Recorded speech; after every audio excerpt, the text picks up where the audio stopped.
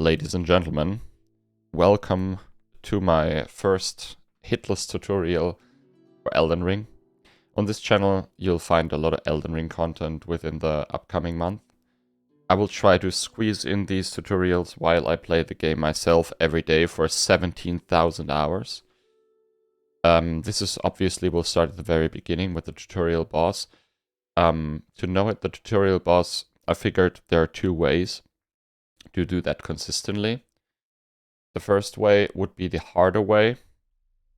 That is when you pick a class where you have a 100% physical block shield, and then you parry the guy, because he's fairly easy to parry. Or you do it like I do it, and you utilize the bow from the samurai class. You get equipped the bow and 10 fire arrows and 20 normal arrows. I think if you hit all the arrows with heavy R2 arrows, for example, you can do a shit ton of damage to him. But it's not very consistent because he can block these. But it doesn't matter. You can also bait out certain attacks and then melee attack the guy. Perfectly possible as well. I think it's the easiest way to beat the tutorial boss without taking a single hit. Let's do it. What you want to do, you want to run in to the arena, because he's always like landing in the middle here. What you want to do is, you want to utilize your Ash of War now. By pressing the L2 button, hide your weapon, and immediately press the R2 button to attack him, and you can see like he already took a good chunk of health away. And now you bait out certain pattern, which I will talk about in a moment, or you will fight him with a bow. And if you fight him with a bow, you also have to bait out certain attack pattern, and as soon as he attacks, like within these combinations of attacks, you are able to hit him with your bow in between. I gotta say, this is not the cleanest fight here. I still made mistakes. It's early on in the game. There will be people probably with better tutorials. I just wanted to at least provide some guidance for the beginning. So this is one of those attacks. When he goes into this fury combination of attacks, you can already start hiding your weapon again. Because he will always like move slightly forward, and then there is a big jump at the very end, like this one. And this is when you attack. I was too far away because I'm obviously still figuring out the distance and everything. But I know that this is safe to punish if you're fast enough. You have to be quick, especially with the L2 R2 combination attack. You have to be quick. Oh, and I also should mention, but that's it almost goes without saying. You will use FP, so you have a limited amount of these attacks, and you cannot like reuse your what do you call it? You cannot fill up your FP since you don't have any Crimson Flasks or Cerulean Flasks, what they called. And as a starting gift, I normally, at the moment at least, I get the Lance Between Rune, because it gives you like 3,000 runes at the beginning, which is pretty nice. But that's up to you. Maybe we'll figure out even a better way to start. Okay, bait out this attack. This is pretty good attack as well. You can roll into it, like not into the stab, but he will follow up. Like with the first blade, you can already see the follow-up. Boom. And then you can roll into... That was a very, very bad roll, by the way. You want to outrun the first blade and roll into the second one, and then you can safely R1 punish him. You can't do the L2 R2 combination, but you can safely R1 damage him, which is really good. This is also a punishable attack. He jumps, you roll, boom, R1. You cannot punish these with L2 R2 combinations because it's too slow. You will get hit, or it's not consistent. At least I figured it's not consistent. I mean, the damage would be nice, but unfortunately it's not consistent enough. At least for me now, maybe there is a way to make this more consistent. One, roll into the second one, boom. That was good. That was good execution right there. And these are the 3 attacks I punish. So let's just go over these 3 real quick again. Either it's the very far jump, roll, punish R1, or it's the like flurry fury attack combination where it stomps on the ground with that one last big stomp. That's when you can do the L2 R2, the opener of course, and when you roll into that last blade with an R1 punish as well. Those would be the melee punishes I've figured so far.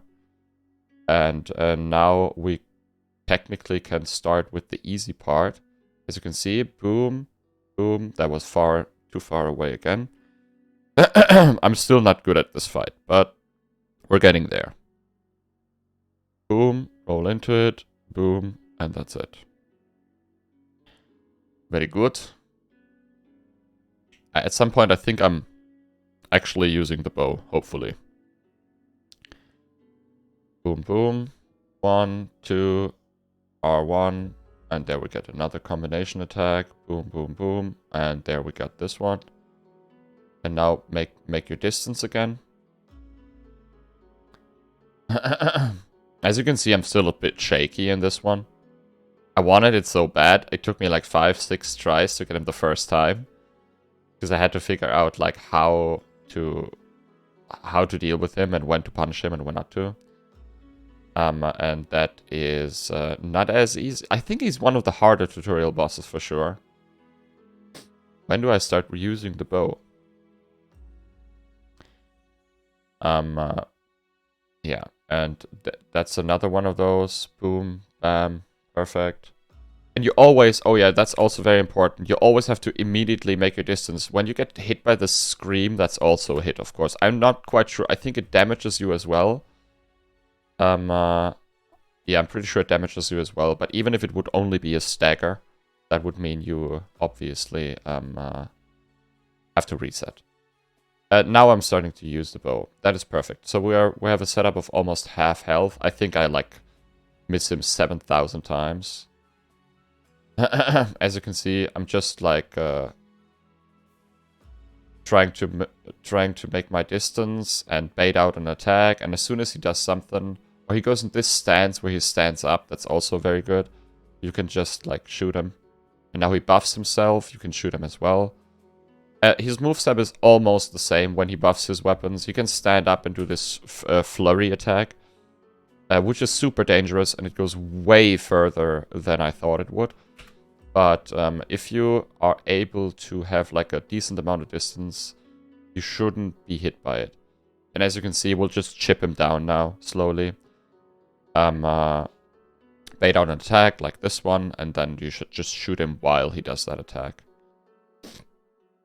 There's also a way to have like heavy attacks with your bow.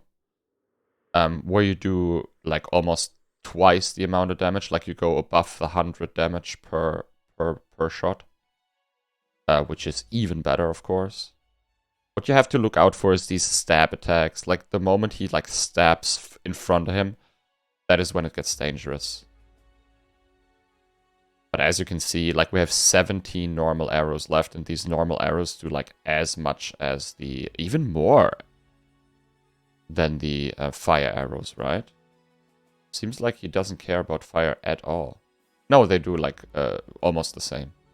A little bit less. That must have been a critical hit there. Yeah, and that's how you kill him. You just chip him down. And what you will be rewarded with by killing this guy, it doesn't matter if you kill him hitless or if you like take a hit or two. And what you will be rewarded with is his weapon or one of his weapons and his shield, which is pretty strong for early game, I think. I did not use them, but I think it's pretty strong for early game. And yeah, I hope you guys find that tutorial a little bit helpful. If you want to try out the parry, go ahead and do so. I'm really bad at parrying, so I'm not going to do it. But I hope it helped, and I truly think that if you want to start a hitless run like I want to, you probably want to start with the samurai, since this fight is probably the easiest with the samurai class. thank you very much for watching, guys. More Hitless tutorials follow soon. Next one will probably be Godric the Golden, since I saw that a lot of people have like problems with him. Thank you very much, guys. I wish you everyone a lot of fun with Elden Ring. It's a massive game. FromSoft knocked it out of the park with this one. I'll see you guys in the next video. Bye bye.